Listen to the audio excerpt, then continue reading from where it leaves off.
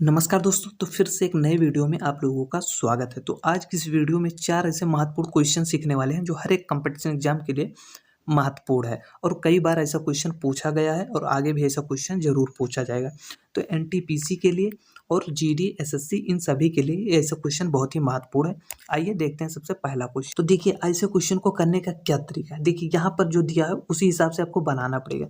जैसे यहाँ पर दिया हुआ है सिक्कों की संख्या, कितना दिया हुआ है 550 सिक्के हैं और अनुपात में ये दिया है तो ये मूल्य का रेशियो दिया हुआ है। तो हमें ये सिक्के का रेशियो निकालना पड़ेगा। तो जैसे यहाँ पर थोड़ा समझ लीजिए, नहीं तो आपको अच्छे से समझ में नहीं आएगा। जैसे देखिए आपके पास अगर 10 रुपया है और बोल दिया जाए सब 2-2 के सिक्के हैं, तो कितने सिक्के हैं? तो अब 2-2 के हैं तो जितने के हैं उससे डिवाइड कर दीजिए।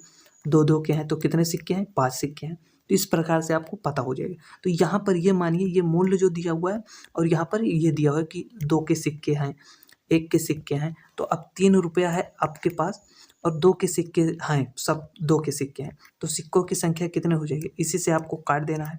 तो 1.5 अर्थात 1.5 सिक्के हैं। 1.5 सिक्के नहीं, अगर ये ऐसा कुछ होता है जो नंबर में आता है, पूर्ण संख्या में आता तो ठीक रहता है, लेकिन ऐसे कोई बात नहीं। अगर वो दशमलव में है तब भी कोई बात नहीं, 1.5 सिक्के निकल कर आ गई। उसी प्रकार से यहाँ पर देखिए 2 रुपया आपके पास टोटल है और बोल दिया जाए कि एक एक के कितने सिक्के हैं। तो अब देखिए एक से आपको क्या करना है, डिवाइड कर देना है। तो यहाँ से कितना निकल कर आया? 2 सिक्का निकल कर आया। उसी प्रकार से यहाँ पर देखिए एक टोटल रुपये आपके पास एक है और बोल दिया जाए 50 पैसे के कितने सिक्के हैं। तो यहाँ से कितने 2 सिक्के निकल कर आएंगे, क्योंकि यहाँ पर 50 लिखेंगे तो देखिए 50 ये पैसे में है और ये 1 रुपये में, 1 रुपये में अर्थात 100 पैसा होता है। तो काटेंगे तो कितना 2 सिक्का ही निकल कर आएगा ना। तो इस प्रकार से ये टोटल आपको सिक्कों की संख्या निकल कर आ गई और यहाँ पर सिक्कों की संख्या इतना दिया है तो इसे भाग कर दो। जैसे 2 2 4 1 5 5.5 हो गया, 5.5 हो गया। इसी से डिवाइड कर दिया, दशमलव हटेंगे, एक जीरो लेकर आएंगे।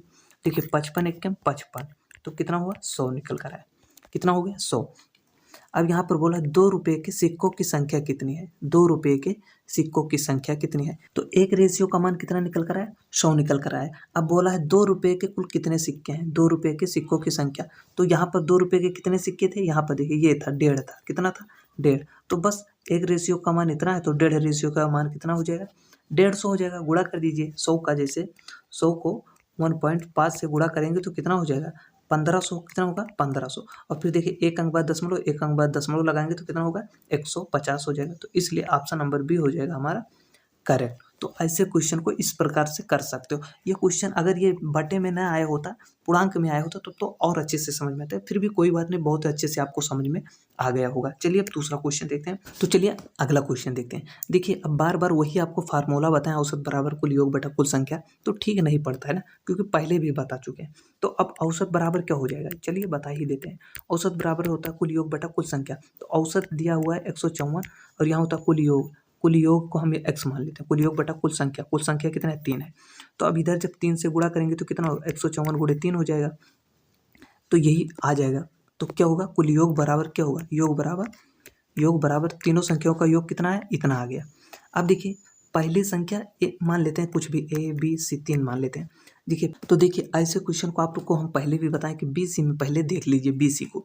जिससे दूसरी संख्या जो है तीसरी की दोगुना है, तीसरी को हम 1 मानेंगे और तीसरी के दोगुना है तो ये 2 हो गया। और यहाँ देखिए पहली संख्या जो है दूसरी के दोगुना है, दूसरी के दोगुना है तो ये 2 है, तो ये कितना हो जाएगा? 4 हो जाएगा। अब देखिए क्या हुआ, इन संख्याओं का अब ये अनुपात में निकल कर आया। तो अब रेशियो में इतना निकल कर आया योग और यहाँ एक्चुअल में योग इतना दिया हुआ। तो रेशियो में योग कितना होगा? 4 2 6 1 7। बस इसी को तुलना कर दीजिए। 7 दूनी 14 और एक इधर आया तो कितना हुआ? 14। 7 दूनी 14 और गुणे 3 हो जाएगा। तो 3 दूनी 6, 3 दूनी 6, 66 हो गया। अब उसके बाद बोला है दूसरी संख्या। तो दूसरी संख्या क्या है? यहाँ पर देखिए 2 है ना, तो 66 दूना कितना हो जाएगा? 66 दूना 6 दूनी 12 के कितना हो जाएगा? 2 हासिल 1, 6 दूनी 12 1 13 कितना हो जाएगा? 132। ऑप्शन नंबर ए हो जाएगा करेक्ट। तो इस प्रकार से आप क्वेश्चन को सॉल्व कर सकते हैं। चलिए अब अगला क्वेश्चन देख लेते हैं।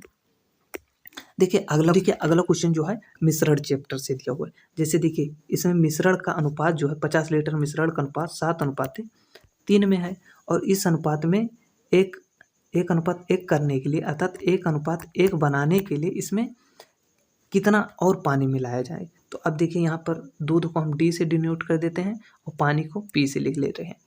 इस प्रकार से आप जान लीजिए। अब देखिए तो बोला है इस अनुपात को 1:1 करने के लिए पानी की कितनी मात्रा मिलाई है। पानी मिलाना है, दूध नहीं। तो पानी मान लेते हैं x मिलाना है। तो देखिए, तो इतना हो जाता। तो यहाँ दूध कितना था, 7 में था, यहाँ 1 हो गया। तो इसमें तो कुछ चेंज हुआ नहीं, तो फिर 1 अनुपात में कैसे होगा। तो इसे हमें बराबर करना पड़ेगा, 7 से गुणा करेंगे और इसे भी हम 7 से क्या करेंगे, गुणा कर देंगे। तो ये हो गया क्या, बराबर। अब देखिए, ये 3 अनुपात में 3 था, अब अनुपात में कितना हो गया, 7 हो गया। तो 4 अनुपात में क्या हुआ, बढ़ गया। तो पहले कितना लीटर था, जैसे 50 था और रेशियो में कितना था, 7 3 10 था। तो काट दी तो कितना निकल कर आया, 10 पचे 50। तो पहले जो था देखिए यहाँ पर, तो 5 तियाँ यहाँ गुणा करेंगे तो कितना, 15। तो पहले 15 लीटर पानी था और अब 7 पचे 35। तो अब कितना लीटर पानी हो गया, 35 लीटर पानी हो गया। तो 15 से 35 हुआ तो कितना लीटर इसमें ऐड किया गया, 20 लीटर पानी और ऐड किया गया। तो बस यही करना था आपको। रेशियो में यहाँ 50 लीटर मिश्रण दिया था, यहाँ रेशियो दिया था। तो यहाँ से आपको एक रेशियो का मान पता ही हो गया। तो एक रेशियो का मान, तो यहाँ पर 3 से गुणा किए तो 3 पचे 15, अर्थात पहले 15 लीटर पानी था और बाद में जब देखें तो बाद में कितना हो गया, 37 लीटर पानी हो गया। तो कितना ऐड कर दिया गया, 20 लीटर पानी और ऐड कर दिया गया। तो इस प्रकार से ऐसे क्वेश्चन को आप कर सकते हैं। तो बस वीडियो को यहीं करते हैं समाप्त, फिर मिलेंगे अगले वीडियो में। तो ये वीडियो आपको कैसा लगा एक बार कमेंट में ज़रूर बताइएगा।